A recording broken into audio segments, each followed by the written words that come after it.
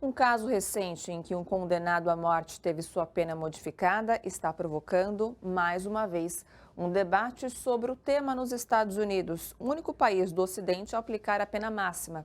Veja como está essa discussão sobre a pena de morte na reportagem de Eloá Orazem, correspondente internacional do Brasil de Fato. Foi tentando doar um de seus rins que Ramiro Gonzalez salvou a própria vida. O homem de 39 anos foi condenado à morte no Texas, mas pouco antes de sua execução, pediu adiamento da pena capital para encontrar um recipiente para seu órgão saudável. No interim dessa busca, o especialista que condenou Gonzalez à morte voltou atrás em sua sentença, afirmando que os dados ligados ao caso eram falsos ou imprecisos e que o americano não era, portanto, um perigo à sociedade. Essa reviravolta, que se deu nas últimas 2 semanas, voltou a colocar em xeque a legitimidade da pena de morte nos Estados Unidos.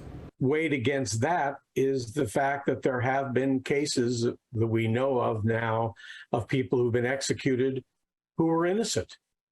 And at least if they had received a life sentence, they would have had an opportunity to prove their innocence and then hopefully be released at some point. The United States is the only Western country on the planet with a death penalty. No other Western country has a death penalty.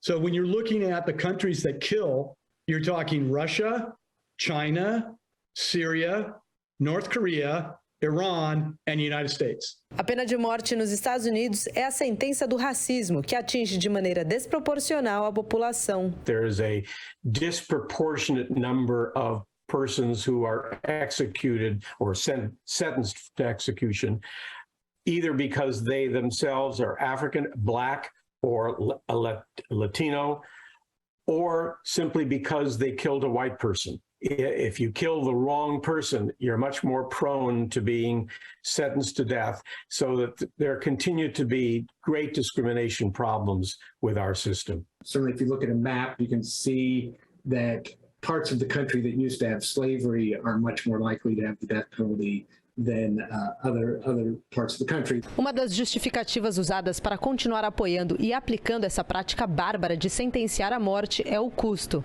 No país mais capitalista do mundo, a ideia de que uma pessoa morta é mais barata que uma pessoa presa ganha popularidade, mesmo que seja mentira. The cost, having the death penalty, is much more expensive than keeping people in prison, even though that seems counterintuitive. But the cost of the appeals, the cases are much more complex, so it costs the states a lot more money to execute someone than to keep them in prison for life.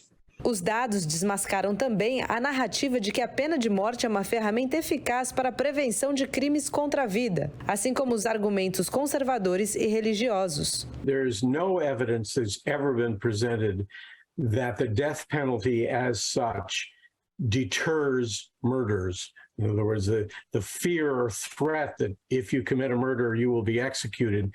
There's no evidence that it reduces murders in general. The two things that the right wing in this country has never read is the Constitution and the Bible. So if you actually look at Deuteronomy, which I've read, you talk about an eye for an eye.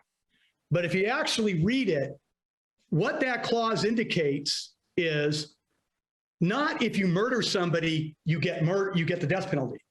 What that clause actually says is when you bear false witness, you get the penalty the person you bore false witness against would have got. I mean, Jesus was executed falsely by the state. I mean, how many justifications do you need if you're a Christian evangelical to not support the death penalty?